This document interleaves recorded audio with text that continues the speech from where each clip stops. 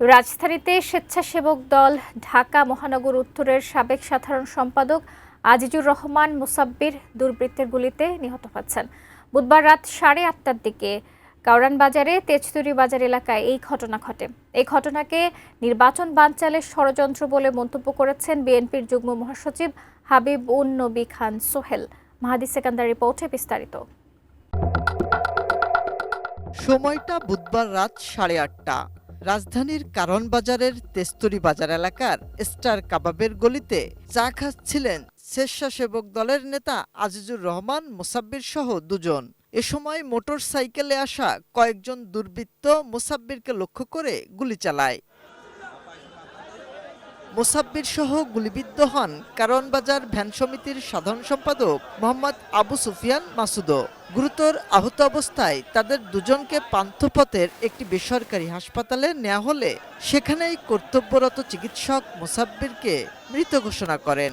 গুলিবিদ্ধ Masud Dhaka medical college হাসপাতালে চিকিৎসাধীন। বিজলি কেবলসের স্কিন কোটেড ইনসুলেশন আগুন প্রতিরোধী। বিজলি কেবলস, নিরাপদ আজীবন। ঘটনার পর ঢাকা মেডিকেল কলেজ হাসপাতালে আসেন বিভিন্ন রাজনৈতিক দলের নেতারা। তাদের দাবি, নির্বাচন বানচাল করতে একটি বিশেষ গোষ্ঠীর ইন্ধনে এসব হত্যাকাণ্ড ঘটানো হচ্ছে। হাদিকে হত্যা করা হলো এবং মুসাব্বিরকে হত্যা করা হলো। এই হত্যাগুলো আসলে আমরা মনে করি যে একটি বিশেষ উদ্দেশ্যকে সামনে নিয়ে করা হচ্ছে, যাতে সামনে যে নির্বাচন সেই নির্বাচনকে যদি বাধাগ্রস্ত করা যায়। এ সময় জাতীয় সংসদ নির্বাচনের প্রার্থীরা উদ্বেগ প্রকাশ করেন নিজেদের নিরাপত্তা নিয়ে।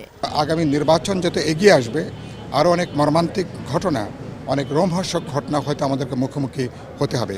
আমি এই ঘটনার পুরো দায়িত্ব আমি অবশ্যই সরকার, বিশেষ করে স্বরাষ্ট্র মন্ত্রণালয়কে আমি অবশ্যই তাদেরকে আমি দায়ী করছি, কারণ তারা এখনও পর্যন্ত প্রার্থীদের, ভোটারদের, জনগণের সামান্যতম নিরাপত্তা বোধ এখনও তারা তৈরি করতে পারেনি। ঘটনার সঙ্গে জড়িতদের দ্রুতই আইনের আওতায় আনার দাবিও জানান তারা।